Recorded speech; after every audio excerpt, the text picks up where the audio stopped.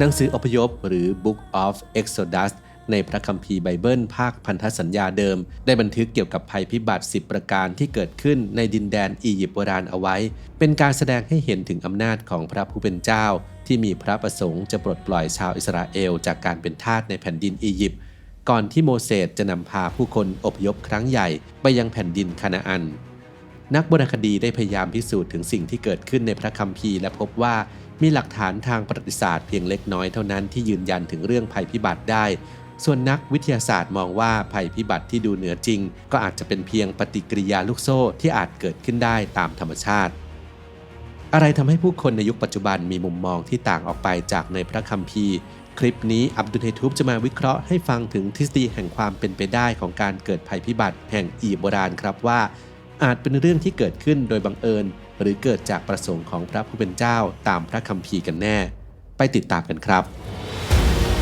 และก่อนที่เราจะเจาะลึกเข้าสู่เนื้อหาในคลิปนี้เราขอขอบคุณผู้สนับสนุนรายการ Toyota Fortuner ความไว้วางใจแห่งผู้นำเป็นเจ้าของ Toyota Fortuner วันนี้พร้อมรับข้อเสนอสุดพิเศษถึง30กันยายนนี้ครับ Toyota Fortuner Trust of the Leader10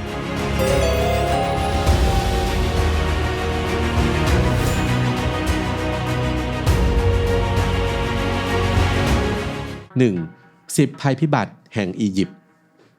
ก่อนอื่นเรามาทำความรู้จักกับภัยพิบัติ10ประการที่เกิดขึ้นในดินแดนอียิปต์โบราณตามที่อธิบายไว้ในหนังสืออพยพเป็นภัยพิบัติที่จะกล่าวถึงต่อไปนี้เป็นลำดับเหตุการณ์แห่งหายนะที่พระผู้เป็นเจ้าส่งมาลงโทษชาวอียิปต์เนื่องจากฟาโรห์นิรนามปฏิเสธที่จะปลดปล่อยชาวอิสราเอลออกจากการเป็นทาสอันประกอบไปด้วย 1. น้ำกลายเป็นเลือดตามมาด้วยภัยพิบัติจากสัตว์จำนวนมากบุกรุกเข้าไปในบ้านเรือนหรือ 2. ภัยพิบัติจากฝูงกบ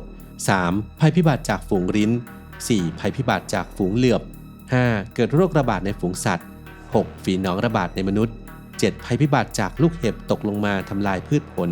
8. ฝูงตั๊กแตนกัดกินพืชไร่ 9. ท้องฟ้ามืดมิดนาน 3 วัน และ 10. การเสียชีวิตของลูกคนโตในครอบครัวนอกจากนี้เหตุการณ์ภัยพิบัติแห่งอียิปต์ยังเป็นจุดเริ่มต้นที่ทำให้เกิดเทศกาลปัสคา1 ใน 3 เทศกาลสำคัญของชาวอิสราเอลเพื่อระลึกถึงครั้งที่พระเจ้าทรงปลดปล่อยพวกเขาให้เป็นอิสระจากการเป็นทาสในอียิปต์โบราณด้วยสำหรับแง่มุมทางวิทยาศาสตร์สมัยใหม่มองว่าภัยพิบัติแห่งอียิปต์ทั้ง10ประการสามารถหาเหตุผลมาอธิบายได้ไม่ใช่เรื่องเหนือธรรมชาติหรืออิทธิฤทธิปาฏิหาริย์ไปเสียทั้งหมดโดยรายงานการศึกษาวิจัยในปี 2008 ที่เผยแพร่ในวารสาร Yale Journal of Biology and Medicine ระบุว่าในมุมมองทางประวัติศาสตร์ภัยพิบัติ 9 ข้อแรกนั้นมีความคล้ายคลึงกับเหตุการณ์ทางธรรมชาติที่เกิดขึ้นในตะวันออกกลางและเป็นที่รู้จักกันอย่างแพร่หลายมีรูปแบบและความต่อเนื่องของการเกิดภัยพิบัติที่เกิดขึ้นอย่างรวดเร็วก่อเกิดเป็นทฤษฎีเกี่ยวกับสาเหตุของภัยพิบัติแห่งอียิปต์3ประการที่เราจะนำมาอธิบายในข้อถัดไป 2. ทฤษฎีภัยแล้งครั้งใหญ่ที่ก่อให้เกิดภัยพิบัติและโรคระบาดการขุดค้นทางโบราณคดีชี้ให้เห็นว่าพายรามเสสเมืองหลวงแห่งอียิปต์โบราณถูกทิ้งร้างอย่างกระทันหันในรัชสมัยฟาโรห์รามเสสที่ 2 ระหว่าง 1213 ถึง 1279 ปีก่อนคริสตกาลทำให้นักวิชาการบางคนเชื่อว่าพระองค์ก็คือฟาโรห์อียิปต์ที่ปรากฏในหนังสืออพยพนั่นเองผลจากการศึกษาหินงอกหินย้อยภายในถ้ำอียิปต์พบว่าช่วงเวลาดังกล่าวตรงกับช่วงที่อียิปต์ประสบภัยแล้งเป็นเวลานานซึ่งดร. โจเอน เอ็น ไมเยอร์สผู้เขียนหนังสือ Invisible Iceberg When Climate and Weather Shape History กล่าวว่าช่วงแห้งแล้งเป็นเวลานานอาจก่อให้เกิดการเปลี่ยนแปลงหรือผลกระทบหลายอย่างที่ส่งผลกระทบกันเป็นโดมิโนดังที่บรรยายไว้ในพระคัมภีร์ยังมีนักอุตุนิยมวิทยาที่เสนอว่าภัยแล้งรุนแรงที่เกิดขึ้นได้ทำลายสมดุลทางนิเวศวิทยาอันบอบบางของสามเหลี่ยมปากแม่น้ำไนล์และอาจเป็นสาเหตุของภัยพิบัติครั้งแรกในพระคัมภีร์ที่โมเสสและอาโรนพี่ชายของเขาสร้างปาฏิหาริย์เปลี่ยนสายน้ำในอียิปต์ให้กลายเป็นสีเลือด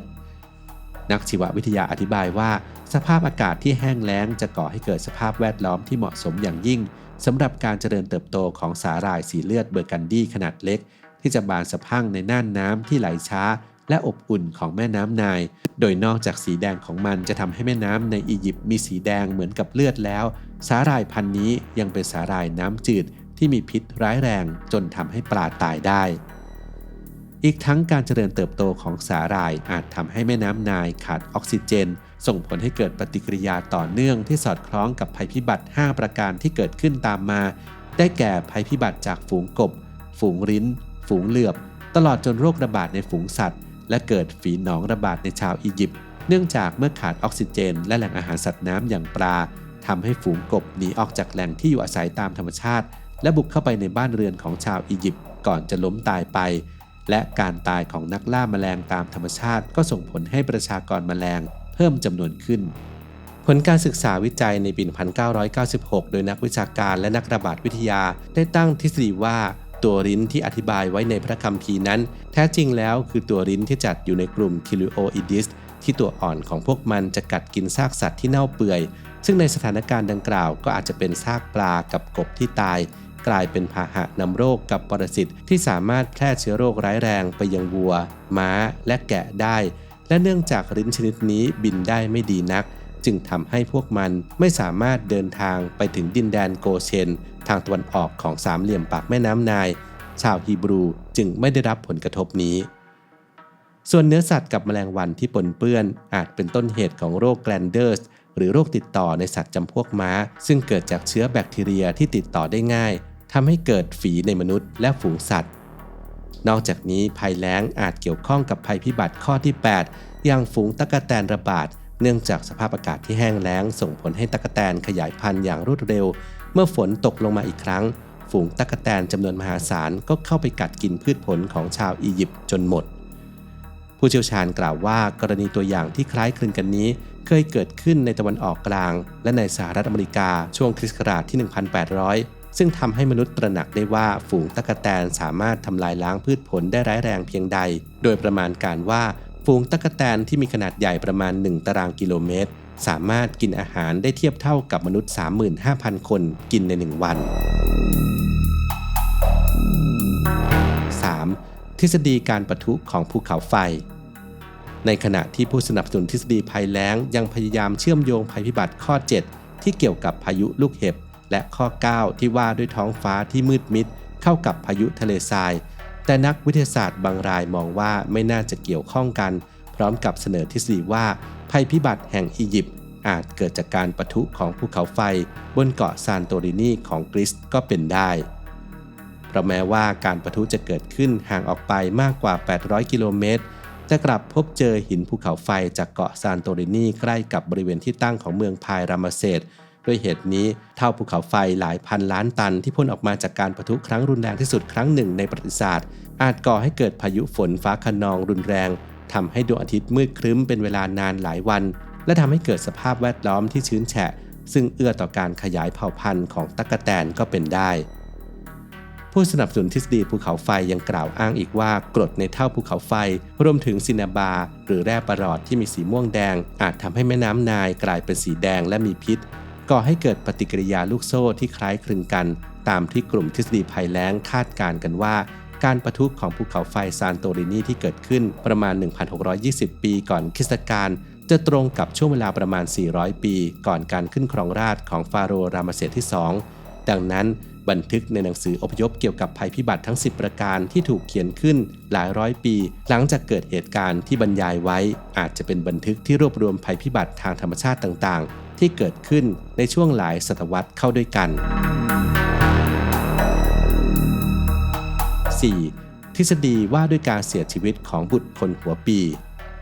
ภัยพิบัติข้อ 10 ที่เกิดขึ้นเป็นสิ่งสุดท้ายในหนังสืออพยพคือการตายของลูกคนหัวปีหรือลูกคนโตของชาวอียิปต์มีผู้เชี่ยวชาญสันนิษฐานว่าความอดอยากที่เกิดขึ้นจากฝูงตั๊กแตนกัดกินพืชผลอาจทำให้ชาวอียิปต์ต้องสังเวยลูกคนโตของแต่ละบ้านเพื่อเอาใจเทพเจ้าอย่างสิ้นหวังอีกทฤษฎีหนึ่งระบุว่าภัยพิบัติที่เกิดขึ้นต่อเนื่องกันทำให้พืชผลเสียหายและทำให้เกิดเชื้อราร้ายแรงที่เป็นพิษต่อแหล่งผลิตเมล็ดพันธุ์ส่งผลให้คนหัวปีโดยเฉพาะลูกชายซึ่งตามธรรมเนียมในสังคมอียิปต์จะได้รับโอกาสให้กินอาหารก่อนกลายเป็นคนแรกที่จะเสียชีวิตจากเมล็ดพืชปนเปื้อนที่เก็บไว้ในชิ้นบนของยุ้งฉางตามพระคัมภีร์ฟาโรห์ได้มอบอิสรภาพให้กับชาวอิสราเอลหลังจากภัยพิบัติข้อ 10 ฆ่าชีวิตเจ้าชายของพระองค์ไปภายหลังเมื่อฟาโรห์เปลี่ยนใจและสั่งให้กองทัพอียิปต์ไล่ตาม โมเสสก็แสดงปาฏิหาริย์ด้วยการแยกทะเลออกจากกันชาวอิสราเอลจึงสามารถหลบหนีไปได้อย่างน่าอัศจรรย์ตรงจุดนี้นักวิชาการตั้งทฤษฎีว่าชาวอิสราเอลไม่ได้ข้ามทะเลแดงตามที่เห็นกันในปัจจุบันแต่เป็นการข้ามทะเลสาบตื้นๆหลายแห่งที่เรียกว่าทะเลกกหรือ Sea of Reeds ซึ่งครั้งหนึ่งในอดีตเคยตั้งอยู่ที่บริเวณที่ตั้งของคลองสุเอซในปัจจุบันโดยสันนิษฐานว่าภัยแล้งอาจทำให้หนองบึงแห้งจนชาวอิสราเอลสามารถเดินข้ามไปได้ส่วนอีกข้อสันนิษฐานหนึ่งก็ระบุว่าลมที่พัดแรงด้วยความเร็วมากกว่า60ไมล์หรือ96กิโลเมตรต่อชั่วโมงอาจพัดน้ำในทะเลสาบให้เปิดออกและสร้างสะพานแผ่นดินชั่วคราวขึ้นมาชาวอิสราเอลจึงสามารถเดินข้ามไปได้ด้วยเท้าแต่สะพานบกดังกล่าวก็หายไปก่อนที่รถม้าศึกของฟาโรห์จะมาถึงเกิดเป็นเหตุการณ์น้ำท่วมกองทหารตามที่บันทึกไว้ในหนังสืออพยพนั่นเอง